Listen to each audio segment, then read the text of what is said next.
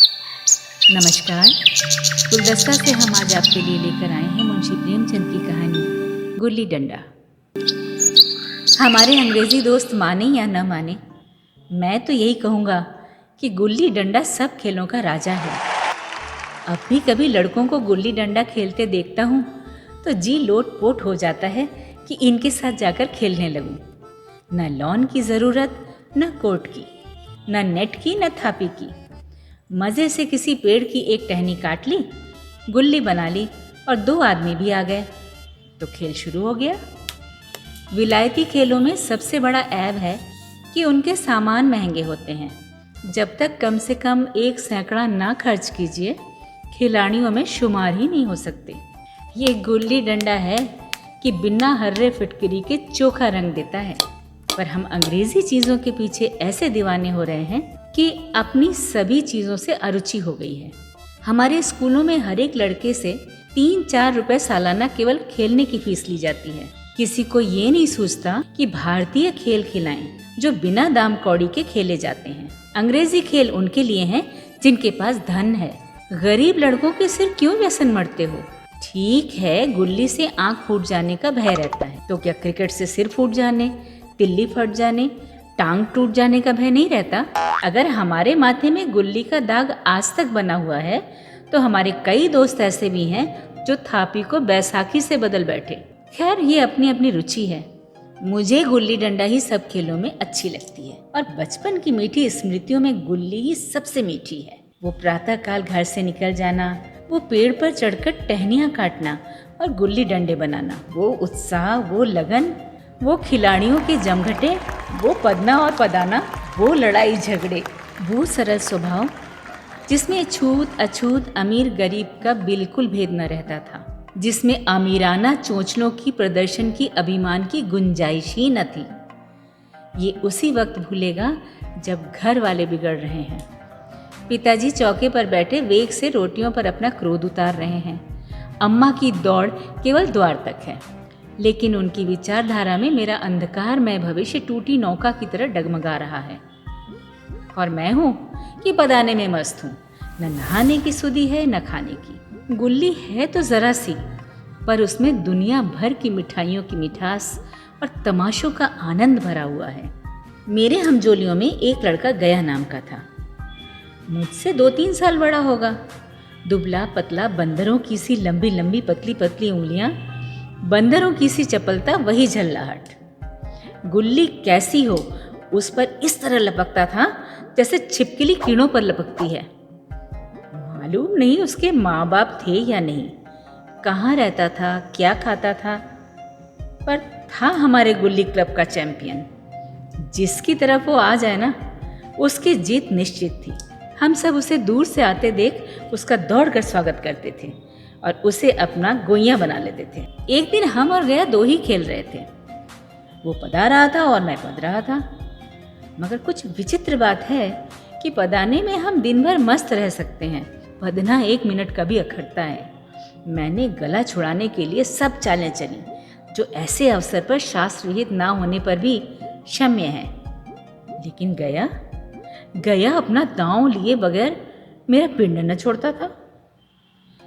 अनुनय विनय का कोई असर न हुआ। मैं घर की ओर भागा। गया ने मुझे दौड़कर पकड़ लिया और डंडा तान कर बोला, मेरा दांव देकर जाओ। पदाया तो बड़े बहादुर बन गए, अब पदने की बेर क्यों भागे जा रहे हो? तुम दिन भर पदाओ तो मैं दिन भर पदता रहूं। हाँ, तुम्हें दिन भर पदना पड़ेगा। न खाने जाऊं न पीने जाऊं। हाँ, मेरा दाव दिए बिना कहीं नहीं जा सकते। मैं तुम्हारा गुलाम नहीं हूं। हाँ, मेरे गुलाम हो। मैं घर जाता हूं, देखो मेरा क्या कर लेते हो। घर कैसे जाओगे? कोई दिल लगी है? दांव दिया है, दांव लेंगे। अच्छा, कल मैंने तुम्हें अमरूद खिलाया था, वो लौटा दो। अरे वो तो पेट में चला गया। निकालो पेट से। तुमने क्यों खाया मेरा अमरूद? अमरूद तुमने दिया तब मैंने खाया, तुमसे मांगने ना गया था। जब तक मेरा अमरूद ना दोगे मैं दांव ना दूंगा। मैं समझता था न्याय मेरी ओर है। आखिर मैंने किसी स्वार्थ से ही उसे अमरूद खिलाया होगा। कौन निस्वार्थ किसी के साथ सलूक करता है? भिक्षा तक तो स्वार्थ के लिए ही देते हैं। जब गया ने अमरूद खाया तो फिर उसे मुझसे दांव लेने का क्या अधिकार है? रिश्वत देकर तो लोग खून पचा जाते हैं, ये मेरा अमरूद यूं ही हजम कर जाएगा? अमरूद पैसे के 5 वाले थे जो गया के बाप को भी नसीब न होंगे। ये सरासर अन्याय था। गया ने मुझे अपनी ओर खींचते हुए कहा, मेरा दांव देकर जाओ, अमरूद समरूद मैं नहीं जानता। मुझे न्याय का बल था, वो अन्याय पर डटा हुआ था। मैं हाथ छुड़ाकर भागना चाहता था, वो मुझे जाने न देता था। मैंने गाली दी, उसने उससे कड़ी गाली दी, और गाली नहीं तो एक चांटा जमा दिया। मैंने उसे दांत काट लिया। उसने मेरी पीठ पर डंडा जमा दिया। मैं रोने लगा। गया मेरे इस अस्त्र का मुकाबला न कर सका, भागा। मैंने तुरंत आंसू पोंछ डाले, डंडे की चोट भूल गया और हंसता हुआ घर में जा पहुंचा। मैं थानेदार का लड़का एक नीच जात के लौंडे के हाथों पिट गया। ये मुझे उस समय भी अपमानजनक मालूम हुआ, लेकिन घर में किसी से शिकायत न की। उन्हीं दिनों पिताजी का वहां से तबादला हो गया। नई दुनिया देखने की खुशी में ऐसा फूला कि अपने हमजोलियों से बिछुड़ जाने का बिल्कुल दुख न हुआ। पिताजी दुखी थे। ये बड़ी आमदनी की जगह थी। अम्मा जी भी दुखी थी। यहाँ सब चीज़ें सस्ती थी और मोहल्ले की स्त्रियों से घराव सा हो गया था। लेकिन मैं मारे खुशी के फूला न समाता था। लड़कों से जीट उड़ा रहा था। वहाँ ऐसे घर थोड़े ही होते हैं। ऐसे ऐसे ऊंचे ऊंचे घर हैं कि आसमान से बातें करते हैं। वहाँ के अंग्रेजी स्कूल में कोई मास्टर लड़कों को पीटे तो उसे जेल हो जाए। मेरे मित्रों की फैली हुई आंखें और चकित मुद्रा बतला रही थी कि मैं उनकी निगाह में कितना ऊंचा उठ गया हूँ। बच्चों में मिथ्या को सत्य बना लेने की वो शक्ति है जिसे हम जो सत्य को मिथ्या बना लेते हैं क्या समझेंगे। उन विचारों को मुझसे इतनी स्पर्धा हो रही थी, मानो कह रहे थे, तुम भाग्यवान हो भाई, जाओ, हमें तो इस उजड़ ग्राम में जीना भी है और मरना भी।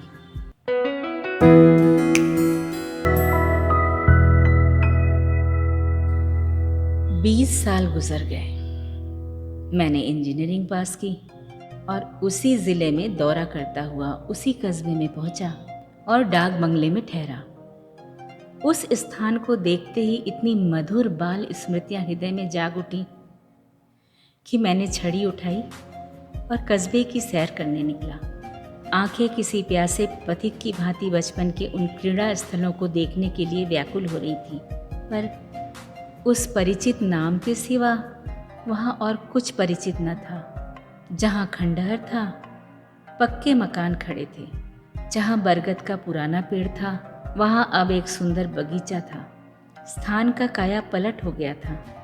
अगर उसके नाम और स्थिति का ज्ञान न होता तो मैं तो इसे पहचान भी न सकता। बचपन की संचित और अमर स्मृतियाँ बाहें खोले अपने उन पुराने मित्रों से गले मिलने को अधीर हो रही थी, मगर वो दुनिया बदल गई थी। ऐसा जी होता था कि उस धरती से लिपट कर रोऊं और कहूँ, तुम मुझे भूल गई, मैं तो अब भी तुम्हारा वही रूप देखना चाहता हूँ। सहसा एक खुली जगह में मैंने 2-3 लड़कों को गुल्ली डंडा खेलते देखा। एक क्षण के लिए मैं अपने को बिल्कुल भूल गया कि मैं एक ऊंचा अफसर हूँ, साहबी ठाठ में, रौब और अधिकार के आवरण में। जाकर एक लड़के से पूछा, क्यों बेटे, यहाँ कोई गया नाम का आदमी रहता है? एक लड़के ने गुल्ली डंडा समेट कर सहमे हुए स्वर में कहा, कौन गया? गया चमार। मैंने यूं ही कहा, हाँ वही, गया नाम का कोई आदमी है तो शायद वही हो। हाँ है तो ज़रा उसे बुला सकते हो? लड़का दौड़ा हुआ गया और एक क्षण एक 5 हाथ के काले देव को साथ लिए आता दिखाई दिया। मैं दूर से ही पहचान गया। उसकी ओर लपकना चाहता था कि उसके गले लिपट जाऊं, पर कुछ सोचकर रह गया। बोला, कहो गया, मुझे पहचानते हो? गया ने झुककर सलाम किया। हाँ मालिक, भला पहचानूंगा क्यों नहीं। आप मज़े में रहे? बहुत मज़े में। तुम अपनी कहो। डिप्टी साहब का साइस हूँ। मतई, मोहन, दुर्गा सब कहाँ हैं? कुछ खबर है? मतई तो मर गया, दुर्गा और मोहन दोनों डाकिये हो गए हैं। आप? मैं तो ज़िले का इंजीनियर हूँ। सरकार तो पहले ही बड़े ज़हीन थे, अब कभी गुल्ली डंडा खेलते हो? गया ने मेरी ओर प्रश्न की आंखों से देखा। अब गुल्ली डंडा क्या खेलूंगा सरकार, अब तो पेट के धंधे से छुट्टी नहीं मिलती। आओ आज हम तुम खेलते हैं, तुम पदाना हम पदेंगे, तुम्हारा एक दांव मेरे ऊपर है, वो आज ले लो। गया बड़ी मुश्किल से राजी हुआ। वो ठहरा टके का मजदूर, मैं एक बड़ा अफसर, हमारा और उसका क्या जोड़। बेचारा झेप रहा था, लेकिन मुझे भी कुछ कम झेप ना थी। इसलिए नहीं कि मैं गया के साथ खेलने जा रहा था, बल्कि इसलिए कि लोग इस खेल को अजूबा समझकर इसका तमाशा बना लेंगे और अच्छी खासी भीड़ लग जाएगी। उस भीड़ में वो आनंद कहाँ रहेगा, पर खेले बगैर तो रहा नहीं जाता था। आखिर निश्चय हुआ कि दोनों जने बस्ती से दूर जाकर एकांत में खेलें। वहाँ कौन सा कोई देखने वाला बैठा होगा। मज़े से खेलेंगे और बचपन की उस मिठाई को खूब रस ले लेकर खाएंगे। मैं गया को लेकर डाक बंगले पर आया और मोटर में बैठकर दोनों मैदान की ओर चले। साथ में एक कुल्हाड़ी ले ली।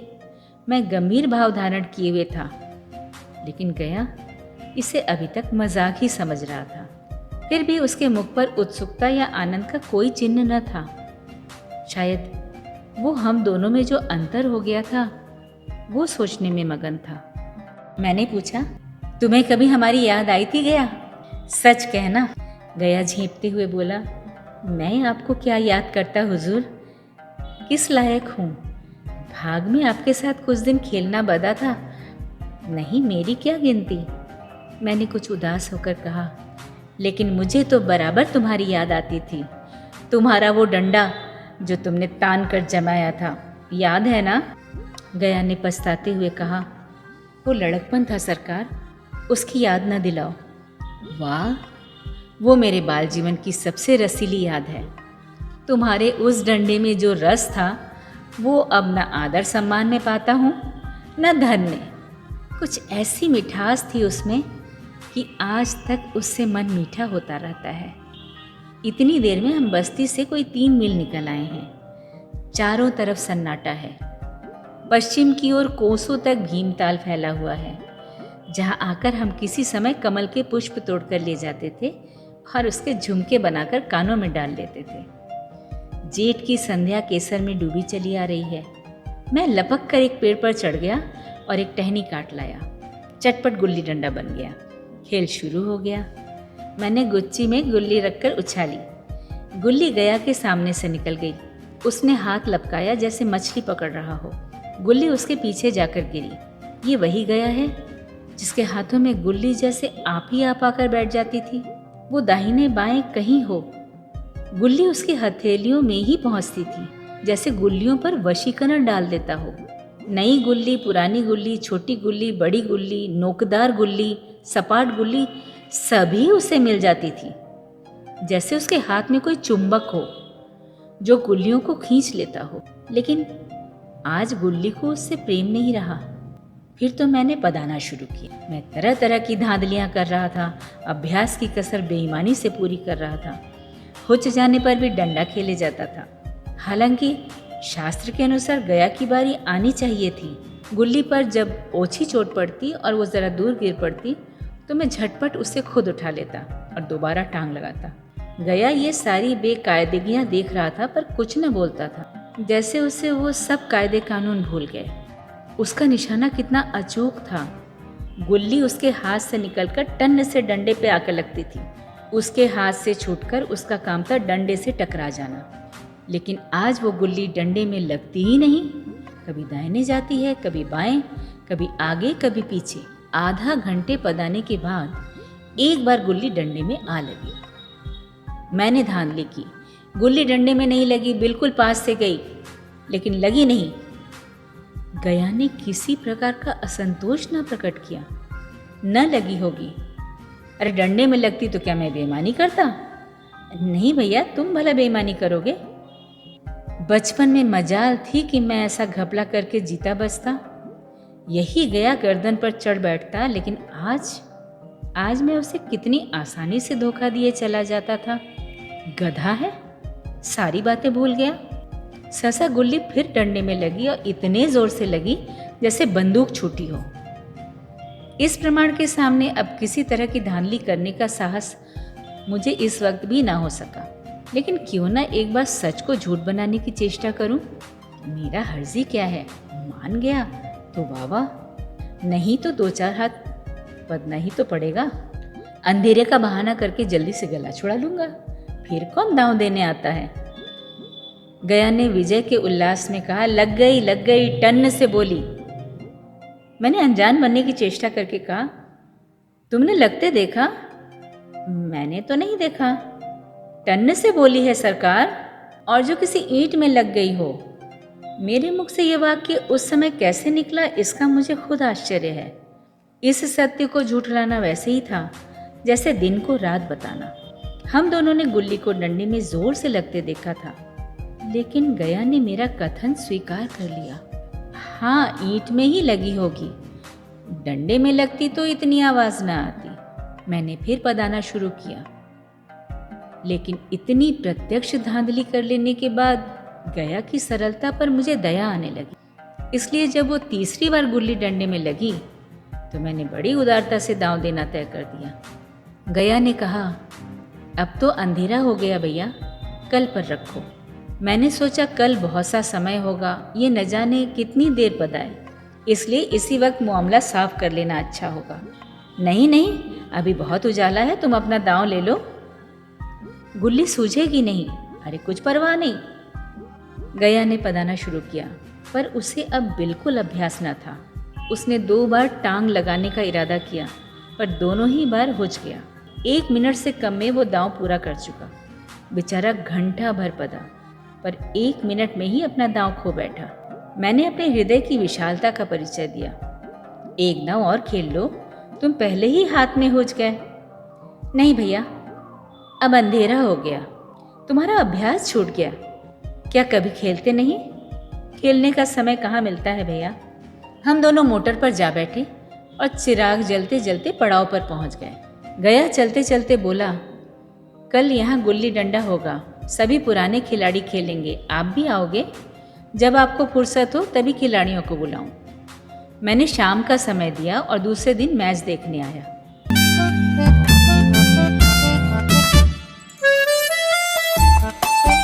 कोई 10-10 आदमियों की मंडली थी। कई मेरे लड़कपन के साथी निकले। अधिकांश युवक थे जिन्हें मैं पहचान न सका। खेल शुरू हुआ।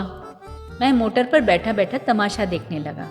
आज गया का खेल, उसका वो नैपुण्य देखकर मैं चकित हो गया। टांग लगाता तो गुल्ली आसमान से बातें करती। कल की सी वो झिझक, वो हिचकिचाहट, वो बेदिली आज न थी। लड़कपन में जो बात थी आज उसने प्रौढ़ता प्राप्त कर ली थी। कहीं कल इसने मुझे इस तरह पदाया होता तो मैं जरूर रोने लगता। उसके डंडे की चोट खाकर गुल्ली 200 गज खबर लाती थी। पदने वालों में एक युवक ने धांधली की। उसने अपने विचार में गुल्ली लपक ली थी। गया का कहना था गुल्ली जमीन में लगकर उछली थी। इस पर दोनों में ताल ठोकने की नौबत आई। युवक दब गया। गया का तमतमाया हुआ चेहरा देखकर डर गया। अगर वो दब न जाता तो जरूर मारपीट हो जाती। मैं खेल में न था, पर दूसरों के इस खेल में मुझे वही लड़कपन का आनंद आ रहा था जब हम सब कुछ भूलकर खेल में मस्त हो जाते थे। अब मुझे मालूम हुआ कि कल गया ने मेरे साथ खेला नहीं, केवल खेलने का बहाना किया। उसने मुझे दया का पात्र समझा।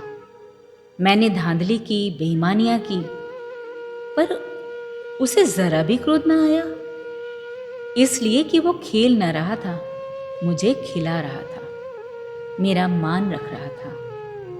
वो मुझे पदाकर मेरा कचूमर नहीं निकालना चाहता था। मैं अब अफसर हूं।